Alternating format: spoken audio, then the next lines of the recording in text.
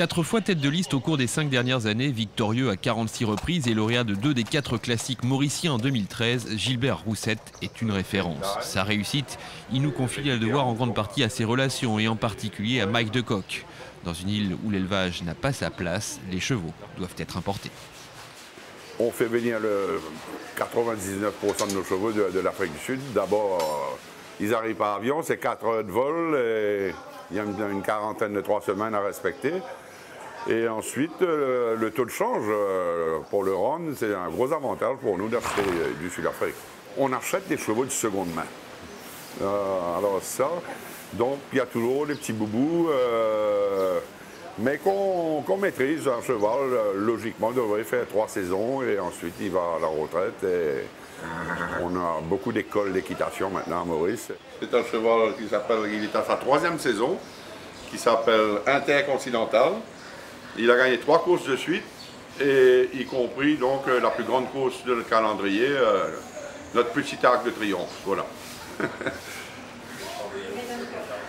Le Maiden Cup. Je plaide beaucoup pour le social. Alors, après chaque journée de course, on est réunis ici. On prend 1, 2 ou 3 pots, dépendant des victoires. Et alors, ça nous permet de communiquer après une journée de course. Comme vous savez, il y a toujours, surtout sur une petite piste comme ça, oui, le jockey a mal monté. Alors, ça me permet de faire un rapport à tous mes membres. Ils passent un bon week-end quand ils rentrent chez eux, parce qu'il y a des déceptions, bien sûr, de temps à autre. Et on communique beaucoup. Et donc, je reviens sur ce mot. Le social, pour moi, c'est fantastique, ce que nous vivons ici. L'écurie Roussette, c'est une aventure collective, des valeurs et des racines ancrées à Maurice, un paradis que Gilbert Roussette n'est pas prêt d'abandonner, malgré les contraintes qui pèsent sur l'avenir des courses mauriciennes. Non, j'aime trop mon île. C'est relax. Maintenant, je suis retraité, je fais ça à plein temps. Et bien sûr, il y a Sud-Est qui est mon assistant officiel maintenant depuis quelques années et qui fait un gros boulot. J'ai connu une grande aventure, mais il faut réaliser que maintenant, il est temps de bouger l'endroit. Si on veut évoluer, que les courses évoluent. Malheureusement, ça coûte beaucoup de fric. Il y a des problèmes de permis. Enfin, il y a pas mal de... Le projet est là, tout est prêt. Et on attend le feu vert des autorités, etc. Pour financer la filière, pas de miracle. À Maurice comme ailleurs, c'est l'argent des parieurs qui y contribue. Le Turf Club mauricien est d'ailleurs financé à 75% par les prises de paris. Des paris en code fixe ou en mutuelle sur l'île et le week-end international, des paris venus de France qui gonflent les caisses du Turf Club. Ici, il y en a pour tous les goûts. Il y a les bookmakers traditionnels qui sont là depuis plus de 50 ans. Et il y a aussi le Toad qui est là depuis plus de 20 ans maintenant. Pour la journée d'hier, avec les 2 courses qui étaient en direct avec la prise de Paris en France, le chiffre d'affaires était autant que notre PMU local. Donc pour dire l'importance d'une prise de Paris chez les courses sur le territoire français. Les nouveautés pour la saison 2014 passent par l'arrivée de nouveaux chevaux, de quoi satisfaire les besoins des uns et les envies des autres.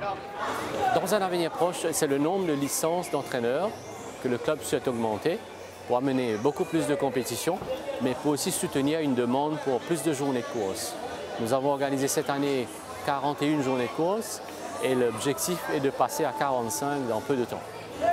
Je pense que les Mauriciens ont une vraie passion des courses, mais pour cela, il faut que la compétition soit jolie. Bon, les courses restent une passion des Mauriciens, mais le jeu reste aussi une passion des Mauriciens. Donc ils savent combiner les deux, mais il faut quand même qu'on fasse très attention. Il y a parfois du gros jeu, donc les commissaires sont là, ils veillent, ils sont vigilants. On a un laboratoire qui est très performant et donc qui est aussi un laboratoire de contrôle pour France Galop. Donc je crois qu'on va maintenir le cap avec ces 2 éléments pour garder les courses sur la bonne voie. Et le vœu ultime serait qu'un jour, on puisse faire une course avec des chevaux internationaux.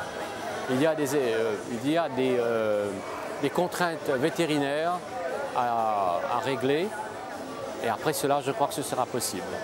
Sur le plan sportif, le modèle mauricien a plus de mal à s'exporter. Une mention spéciale doit toutefois être accordée aux autorités hippiques locales qui ont permis l'éclosion de Caris Citan.